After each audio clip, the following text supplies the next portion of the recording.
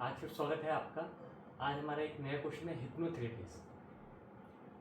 Hypnotherapy जिसे हम सम्मोहन चिकित्सा भी कहते हैं, बड़ा कंट्रोवर्शियल थेरेपी है या टॉपिक है। मोस्टली लोग इसको वशीकरण के साथ थोड़ा सा मतलब मिला मिक्स लेते कर हैं, देते मिक्स हैं। कर देते हैं। पर वशीकरण और सम्मोहन बहुत ही अलग चीज़ें हैं। वशीकरण में भी तांत्रिक वे का कॉन्सेप्ट है और सम्मोहन एक चिकित्सा है, एक क्रिया है, एक्चुअली एक थेरेपी है इनफैक्ट। हिप्नोथेरेपी में सबसे और ये हमारे ही कहते हैं वेदांतों या हमारे ही एक कहते हैं ना साइकोलॉजिकल प्रिंसिपल्स में से ही निकली है लोगों की मदद करने के लिए। हाँ, इसके स्वरूप बदलते बदलते बाकी विदेशों में भी चले गए और वहाँ ज़्यादा पॉपुलर हो गई और हमारे कंट्री में कहीं ना कहीं पीछे रह गई। अब सम्मोहन क्रिया कहाँ यूज़ की जाती है और क्यों यूज़ करी जाती है, मैं सबसे पहले बता दूँ क्यों यूज़ करी जाती है और क्यों इतनी ये पावरफुल और बेनिफिशियल है। आपसे कुछ टाइम पहले मैंने एक माइंडफुलनेस टेक्निक की बात करी थी, जहाँ पे इंसान को खुद बहुत कॉन्शियस होना पड़ता है हाँ जी। कि वो क्या कर रहा है, कैसे कर रहा है, अपने थॉट्स को खुद मॉनिटर कर रहा है, कितना सेल्फ कॉन्शियस है वो। सम्मोहन क्रिया में यही चीज़ आप कुछ टाइम के लिए अपने सामने वाले थेरेपिस्ट के सामने हवाले कर देते हो, अपने आप को सरेंडर कर देते हो। यानी किसी बंदे के आगे सरेंडर करना। जैसे आप किसी डॉक्टर के पास जाते हो कि मुझे सर्जरी करवानी है, आप सरेंडर तो कर दोगे उसके सामने कि अब भैया तेरे हाथ में है। हिप्नोथेरेपी में भी आपका अगर ट्रस्ट लेवल है अपने थेरेपिस्ट के ऊपर, आप अपने दिमाग का एक्सेस, अपने विचारों का, अपने ख्यालों का, अपने इमोशंस का, अपने सबकॉन्शियस माइंड का जो एक्सेस है, एक कंट्रोल है, कुछ टाइम के लिए आप थेरेपिस्ट को हैंड ओवर कर देते हो ना। मैं एक चीज़ डिफ्रेंशिएट करना चाहूँगा, ये कोई स्टेज हिप्नोसिस नहीं होता जहाँ पे किसी को बोले तो मुर्गा बन जा तो मुर्गे की तरह आवाज़ निकालने लग जाता है। वो स्टेज हिप्नोसिस है, लेकिन आप इसका एक अंदाज़ा लगा सकते हैं कि कितने स्ट्रांगली किसी के माइंड को कंट्रोल किया जा सकता है इसके अंदर। अब इस एक्सेस में हम क्यों देते हैं, मैं आपको थोड़ा सा इसके पीछे बैकग्राउंड दूँ तो हमारा जो विचार है, जो हमारा प्रारब्ध है, जो इस जन्म से भी आ रहा है और पिछले जन्मों से भी आ रहा है, चलो पिछले जन्मों का मैं ना भी बोलूँ, बचपन से जो आ रहा है, हम ऑलरेडी एक सम्मोहन में चल ही रहे हैं। आप बोलोगे कौन से सम्मोहन में चल रहे हैं, हाँ जी। किसने सम्मोहन किया हमें? हम जिस देश में रहते हैं उसके रीति रिवाज, जिस परिवार में पैदा होते हैं उसके रीति रिवाज, जहाँ हम पढ़े लिखे हैं, जिस तरह के पढ़े लिखे हैं, हमारा जो फ्रेंड सर्कल है, उनकी सोच हम पर एक सम्मोहन की तरह ही काम कर रही है। अगर आप किसी ब्राह्मण परिवार में पैदा हुए होंगे तो आप हमेशा वेद और पाठ के आप पूजा पाठ के बारे में बात करेंगे। अगर आप किसी क्रिश्चियन के घर में पैदा हुए होंगे तो वो बाइबल की बात करेगा।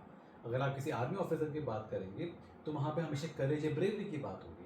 अब ये एक सम्मोहन ही तो है एक तरह से, जो बचपन से अनकॉन्शियसली सिस्टम के थ्रू आप पर चढ़ता जा रहा है, चढ़ता जा रहा है, चढ़ता जा रहा है। अब यही चीज़ हम कॉन्शियसली कर रहे हैं, हम किसी को बिठा के ये उस पर क्रिया कर रहे हैं और उस क्रिया के थ्रू हम उसके माइंड के विचारों को, उसके ख्याल को और उसके कुछ बैठे हुए बिलीफ सिस्टम को चेंज करते हैं।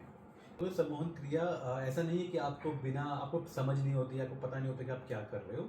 बहुत ही कंट्रोल और बहुत ही आप पूरे कॉन्शियस होते हो कि आपको इंस्ट्रक्शंस दी जा रही हैं आपको। अब सम्मोहन क्रिया में होता क्या है कि जैसे आप रोज आप सोने के लिए जाते हैं और जब आप बिल्कुल धीरे धीरे आधी नींद में होते हो, आधे आप जागे हुए हो, आधी नींद में हो, जब आप बिल्कुल नींद में बस आप उतरने वाले होते हो, वो जो स्टेट है वही भी हिप्नोथेरेपी को स्टॉप कर दिया जाता है। नहीं, उस स्टेट पे आपको स्टॉप कर दिया जाता है और वहाँ पे आपका जो कॉन्शियस माइंड है, जो कि क्वेश्चन करता है, जो कि ब्लॉक करता है, वहाँ पे वो बिल्कुल शांत हो जाता है और आपका सबकॉन्शियस माइंड के रास्ते खुल जाते हैं। वहाँ पे जब मैं आपसे बात करूँगा या फिर थेरेपिस्ट आपसे बात करेगा आपसे, वो सीधा आपके सबकॉन्शियस माइंड से बात करेगा।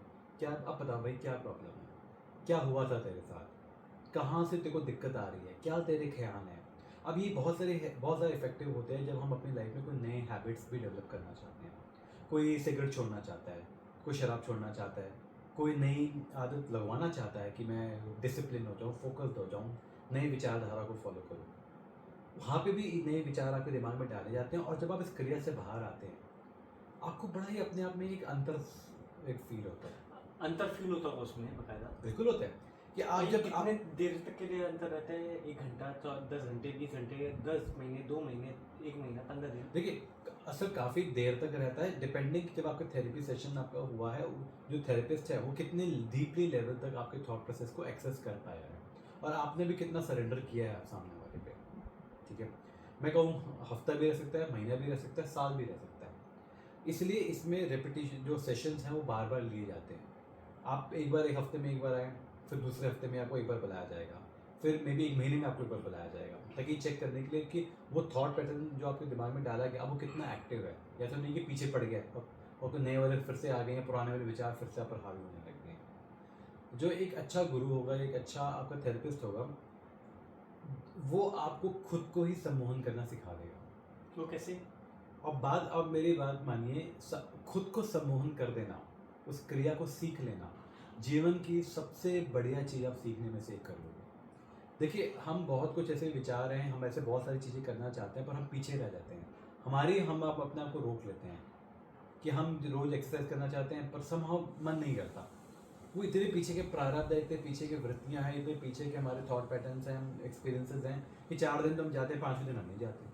हाँ जी। सिगरेट है, 2 दिन तो बड़ी मुश्किल से रोक लेंगे, तीसरे दिन पीने की कोशिश करेंगे।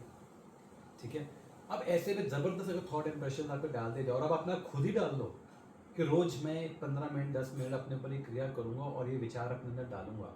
सोचिए कितनी जल्दी आपकी लाइफ में परिवर्तन आएंगे, ज़बरदस्त तरीके से आएंगे। और आसपास वाले लोग भी बोलेंगे बहुत जल्दी चेंज हुआ है ये।